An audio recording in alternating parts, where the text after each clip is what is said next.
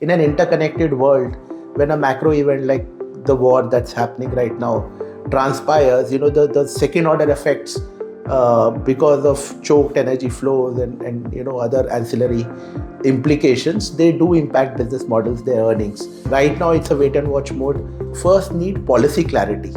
So I think the private sector will be first looking at what the government policy and what kind of support and regulatory framework that the government is putting in place.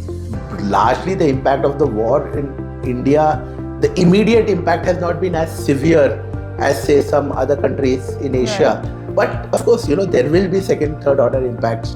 India was in a relatively okay position before the war started, which means if and when it ends, and it's supposed to end soon, hopefully, we will come out better than others. In 22 onwards, there was a phase when, getting through the market became relatively easy. That attracted a lot of issuers into the market who possibly were attracted only because the terms on offer were extremely attractive, right?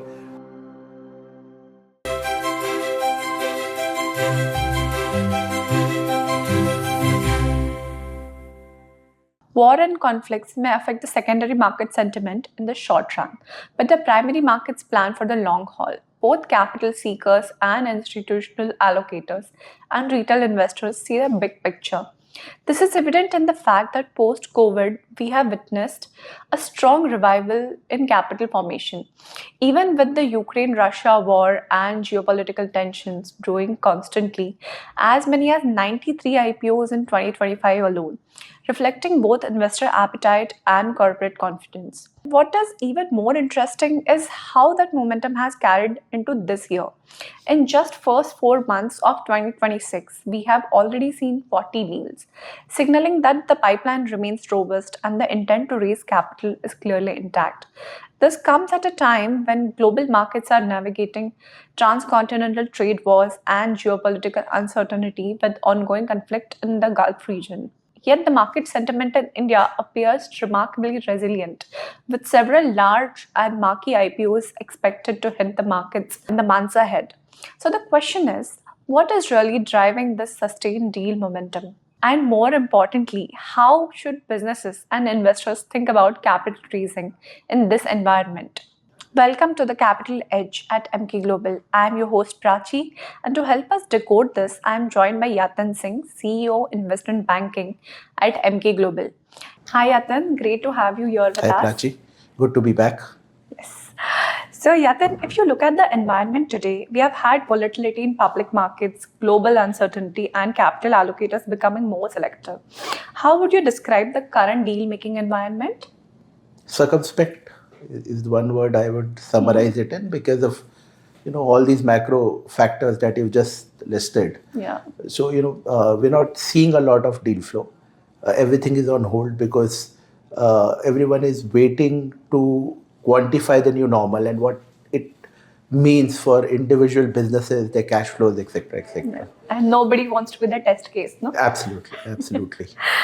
So, are we in a slowdown, or is this more of a reset phase? It's a pause. It's a pause because of factors which are extraneous to the companies in the markets broadly. But of course, in an interconnected world, when a macro event like the war that's happening right now transpires, the second order effects because of choked energy flows and other ancillary implications, they do impact business models, their earnings. So as I said, right now it's a wait and watch mode. Companies themselves cannot quantify the impact of these developments because it's very recent. And investors also want to wait and watch and see what it means, what's the new normal. Okay, so we could hope for a reset then. It could be just resumption of what things were before the war started. But again, the war is is a culmination of a slightly longish phase where anyways deal activity was sluggish because of the tariffs and FIA outflows out of India and a whole bunch of reasons where the euphoria of 23 and 24 was not reflecting even in calendar year 25. Of course, the war made it much, much worse. Yeah, let's see what happens. As a domino effect of war, there will be inevitable shift in supply chains across energy, critical minerals, and defense. Do you think the time is right for emerging players in the industry to plan for Capex ahead of time? I think so conceptually, yes. But a lot of these things first need policy clarity. So I think the private sector will be first looking at what the government policy and what kind of support and regulatory framework that the government is putting in place to foster Atmanirbharta in these critical sectors which have emerged as kind of I'd say vulnerabilities for India because of what has happened in the war. So Capex will happen, but again Capex needs policy clarity. It needs to understand, because a lot of these sectors does require active government intervention. It's not like consumption or financial services, lending, where there's an organic demand and organic supply, and the government only has to oversee it in terms of regulations. Where there is a natural feedback loop with the consumer. Yeah. So here, there's in many instances, the government or public sector bodies are actually the biggest customers. Correct. Right. So private sector needs to understand what the public, what the regulators, what the government is thinking about, and how they want the private sector to participate in these areas. Great. On the ground, are conversations still active, or are you seeing decision-making cycles stretch out meaningfully? It's on pause. Okay. There's active in the sense that, of course, businesses don't stop. And I think largely the impact of the war in India, the immediate impact has not been as severe as, say, some other countries in Asia. Right. But of course, there will be second, third order impacts. And as I said, quantification of those impacts is something that is not necessarily possible at this stage in totality. Right? So given all of that, no one knows what the new normal is. It could be substantially better than what we were, probably because India was in a relatively okay position before the war started, which means if and when it ends, and it's supposed to end soon, hopefully, we will come out better than others, right? Which means that the muted FI interest may reverse. We may have markets doing much better than what they were on a relative basis. But again, all of that needs to play itself out. And at the moment, all we have are questions. And in such a period, no one wants to take decisions, by and large, right? There'll be odd exceptions here and there. So that's where we are right now. Yeah, that's what we see playing out in public markets as well. A lot of people are sitting on cash. A lot of institutions are sitting on cash right now. Yes, they are. So, the IPO market has seen phases of strong momentum post-COVID. How are you reading the pipeline today? Are companies ready to come to market, or are they still waiting for the right window? So the demand side is as robust as it was in recent past. I think there are some 140 companies who have SEBI approval and are waiting to launch the IPOs. I think it's the supply side which has become more discretionary and more discerning and more selective, where it's investors are taking selective bets, and the skew is towards size. So smaller companies are finding it much tougher to elicit investor response in the current environment, as say the situation in 2022, 23 and first half of 24.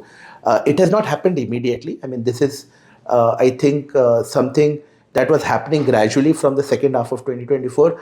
The war and its perceived impact has precipitated this a lot more. I mean, the deal pipeline from the demand side is very strong. A lot of companies have filed their DRHPs. They are waiting to, launch their IPOs.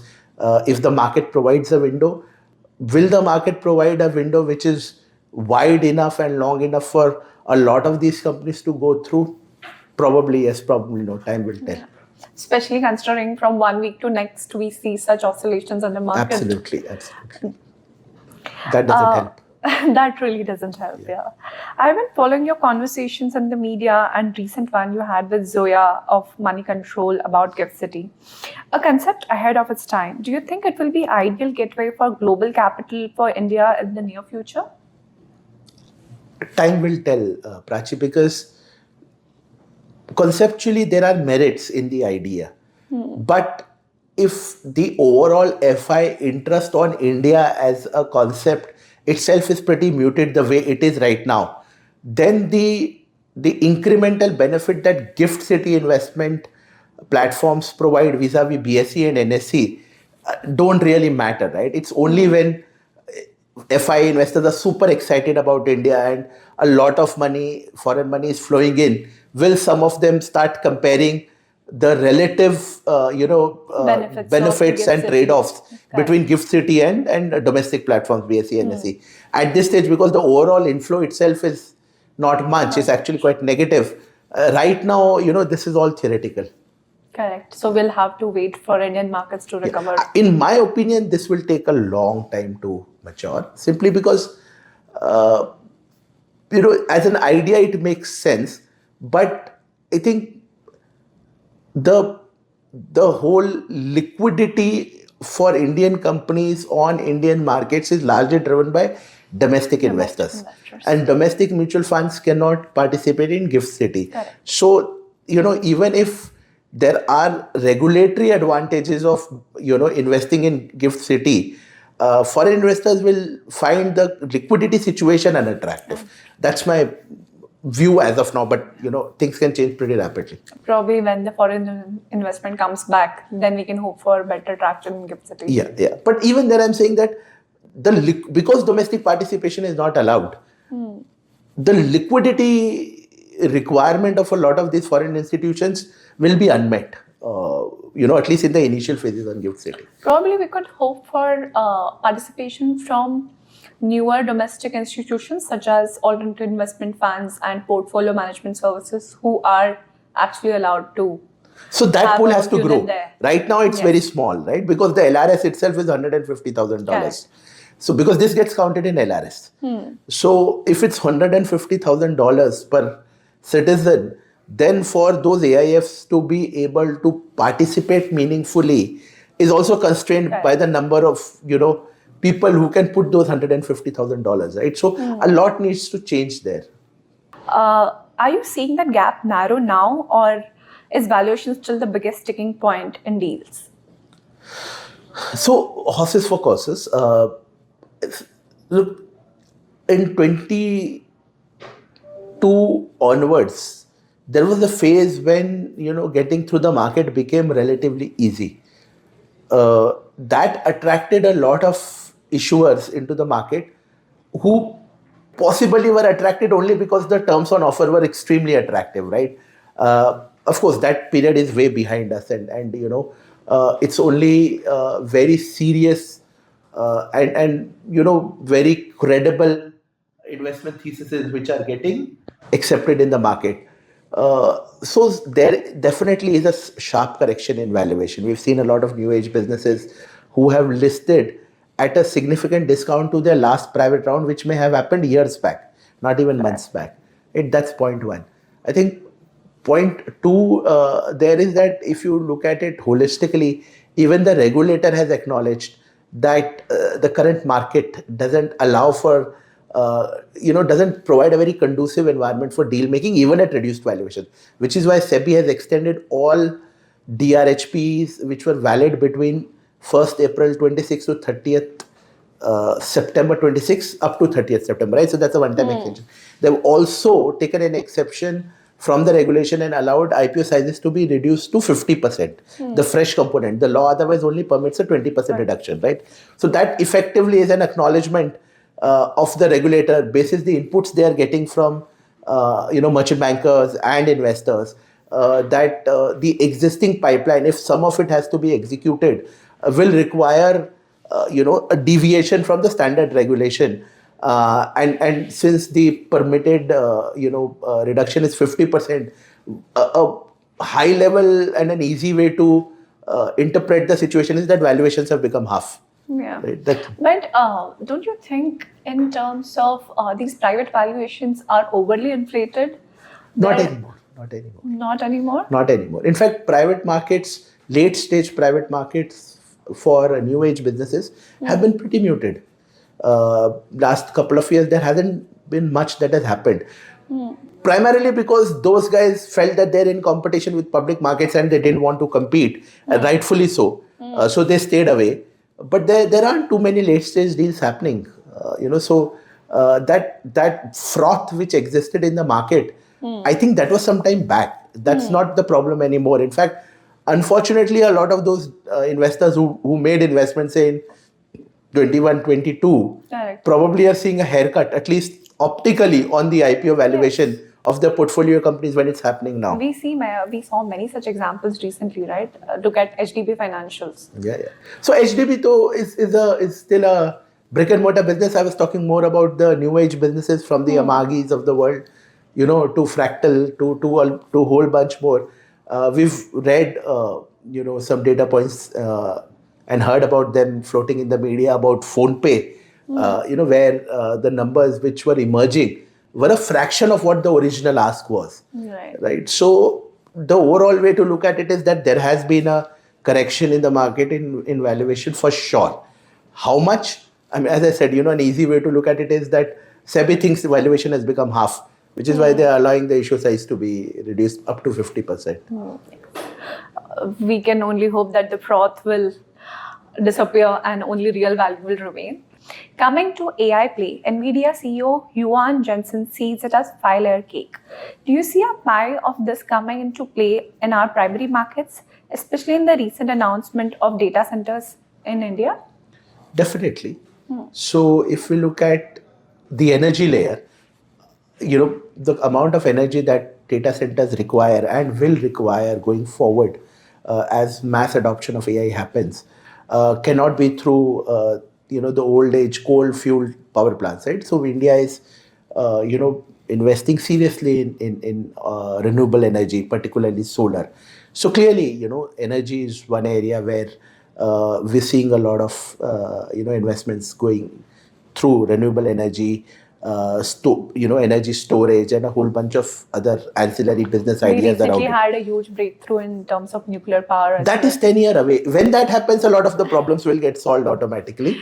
But while we get there, in the interim, the country is investing big time in clean energy, whether it's solar, wind, or nuclear. That's already happening, right? Then you have the chip layer, where unfortunately, we are behind, right? It'll take some time for us to get anywhere remotely close to where South Korea, Japan, or Taiwan is, even China for that matter.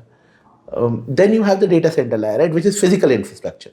Their deals are already happening. In fact, Emkay raised money for Anantraj last financial year, close to $100 million, where data centers is a significant part of their plans, right?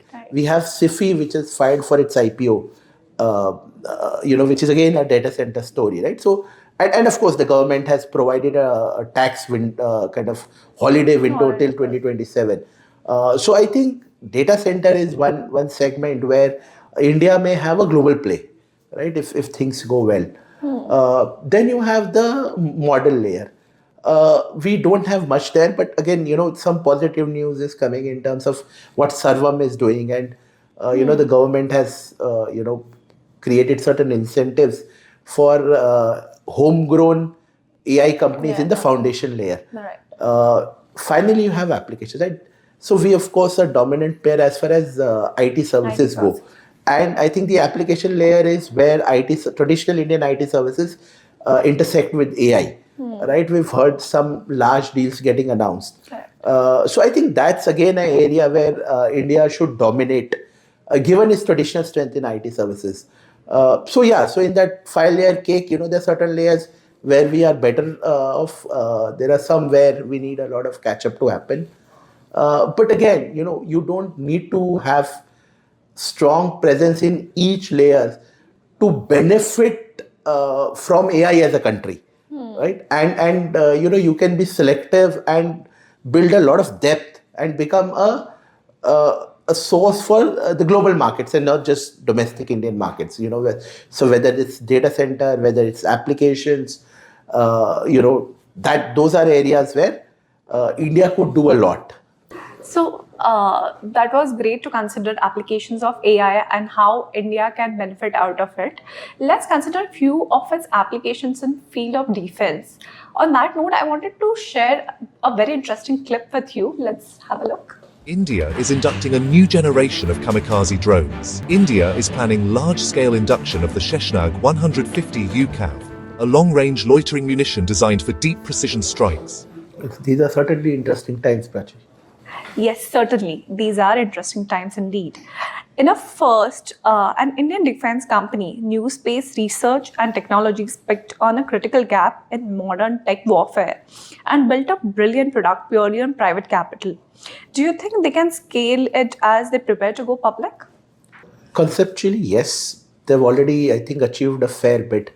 But if you look at the global landscape, military applications of any technology generally globally does have the support from the government or by extension the defense forces, right?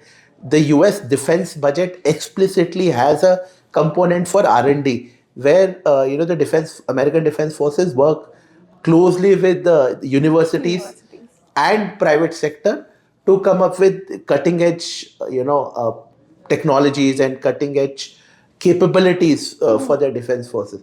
So if we want to do this a lot more often and do this at scale and do this faster, then buy-in from the government and the defense forces upfront definitely accelerates outcomes.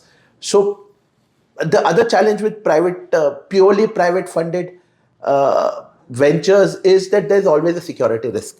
So onboarding of these offerings by defense forces will then become longer because it'll have to go through a lot of scrutiny.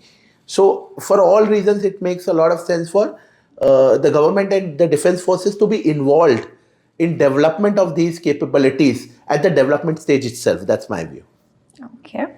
Given the current global trade dynamics, which sectors do you think are gearing up for market shift and to go for a deal? See, from an Indian context, so I'll limit my response to the Indian context.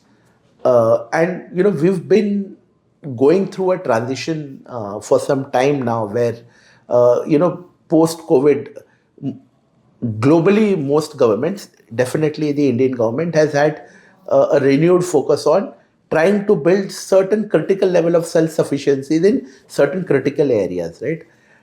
And some of that has, been further amplified by, the rude shock that the Iran war was. So I think as far as energy needs go, building more self-sufficiency at an even faster clip is something that definitely there'll be a lot of regulatory focus on. So we've had, policies for solar industry, for green hydrogen, for ethanol and so on and so forth. I think coal gasification will get added to it big time. Because that also brings, a fair bit of independence from a fertilizer standpoint, which again is a big vulnerability for India. At the moment there is a war, when there was a Ukraine war, when it started, we had problems with fertilizers. Now there's a fear that we may have problems with fertilizers again. So definitely coal gasification is something that probably gets added to that self-sufficiency in energy kind of a theme. The ones which are going on, of course, will continue. I think then we'll probably see renewed focus.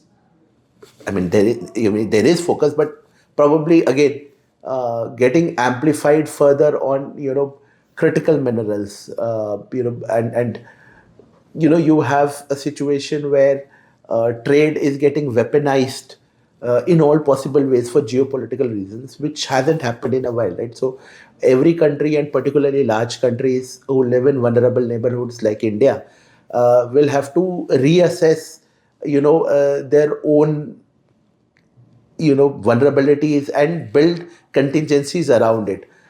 So of course, critical minerals, we've seen, as I mentioned, energy. There are other parts which are ongoing, which is like, building some sort of presence in the semiconductor value chain, which the government is trying very hard. I think those will also continue. So I think the war, in my opinion, Prachi, was an amplification of some of the thought processes which pre-existed the war as well, right? Because this is not the first war. It started with Ukraine, Russia, then we had Gaza, Israel, and now this one, right? So the thought processes have been in place. I think it gets amplified every time there is another war that gets added to the current set of problems. So I think it will be more of the same, except for a few new things that get added. Right, and every time I think this war, especially considering that 20% of our oil comes from Strait of Hormuz, this really amplified and brought it home that we need to do something about our energy dependency. Absolutely. Energy dependency. In fact, our whole mining policy actually needs to have a relook. Mining and exploration. So a large country like India is definitely endowed with natural resources. We have very large coal reserves, supposedly. I don't think we've done enough serious work on exploring deep water oil and gas reserves. Our entire rare earth mining is restricted to the public sector. So the way developed markets and even China looks at extraction of natural resources. We supposedly have the largest gold reserves in the world, and in an environment where de-dollarization is an eventuality, without any new reserve currency taking it over, probably gold will be the standard store value for all central banks. Are we doing enough as a country? Probably not, and that's something that the government needs to think about seriously, and I believe they will. Do you think the markets have the capital for these enormous volumes they would generate, and what would be the impact of the smaller players in these times? So let's discuss SpaceX and OpenAI separately from the others, because those two are supposed to list on NASDAQ. Correct. They will definitely go through. At what valuation, I am not qualified enough to comment on. It's a market which is something that we only read about. I'm not an expert in. PhonePe, Jio, all these big Zepto, NSE, the large ones in India will definitely go through at some point of time in near future, whenever the market window opens, because as we were discussing, there's an increasing skew towards large size transactions, right? And what works for these companies is they have the size. So definitely domestic investors will definitely be, institutional investors will be very keen to participate in these transactions. Again, valuation will be a function of the sentiment and a whole bunch of other factors, including impact, if any, of the negative outcomes of the war on the underlying business models of these companies. I can't see any immediate effect, because these are all largely domestic businesses, whether it's PhonePe, whether it's Zepto, whether it's Jio. But the second and third order effects are because of increasing energy costs and crude derivatives are a input to a lot of other sectors, and the inflationary pressures there could actually mean that the underlying business thesis for some of these companies also gets impacted in near term, right? So all of that will have to get baked into the valuation, but they definitely will see strong interest from the market whenever that window opens up. So when you say large IPOs, what I'm hearing is the companies which have created value for the masses, where domestic institutions, of course, are one pillar. Retail investors have also recently stepped up quite in a big way. And I think one of the factors for domestic institutions to participate in these IPOs, for them to get exit as well, and who will give them the exit but the retail investors? Do you think that would play a part? So these investors don't have much domestic participation. In fact, these companies rather, because they're largely funded by a venture capitalist, and most of the venture capital actually is foreign money, right? So when the company new age business model goes public, it's actually domestic investors giving exit to foreign money. Right? Domestic, when I say domestic, it could be institutional or it could be retail, both put together, right? And of course, there are large foreign institutional investors who also participate in these large offerings if and when they happen. So I think the domicile of the investor is immaterial. The point is that these are very large businesses. These are very unique. And given an environment where there's a preference for size, these guys have an advantage over, say, a lot of other mid-sized companies who are looking to IPO in parallel. You have seen an eventful start to calendar year 26. Let us know about the recent action at MKIB. So we did do a couple of transactions. Unfortunately, they overlapped with this war happening. Fortunately, they still went through. But of course, because of the sentiment, deterioration, the broad-based sentiment deterioration, the post-listing outcomes were not as as nice as we would have wanted. But again, that's a reflection of the environment that we live in. These companies did find enough interest on the street for them to be willing to launch the IPO, right? And we did that, and we successfully closed both of them. And yeah, I mean, we're hoping we have a strong pipeline. We're hoping that the market becomes a little more supportive for that pipeline to materialize, keeping fingers crossed. Amen to that.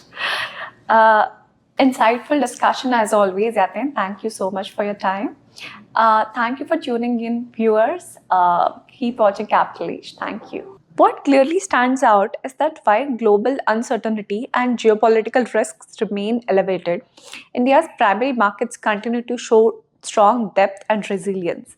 The momentum we have seen from the surge in IPO activity last year to the strong start this year reflects not just liquidity, but also growing confidence among businesses and investors. At the same time, as you have highlighted, this is a more discerning environment.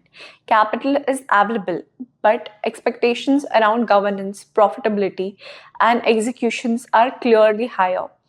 With a strong pipeline of marquee IPOs ahead, the coming months will continue to be crucial in shaping how the cycle evolves and whether this momentum sustains at a scale. Thank you to our viewers for tuning in. We'll continue to bring you conversations that decode the trends shaping India's capital markets.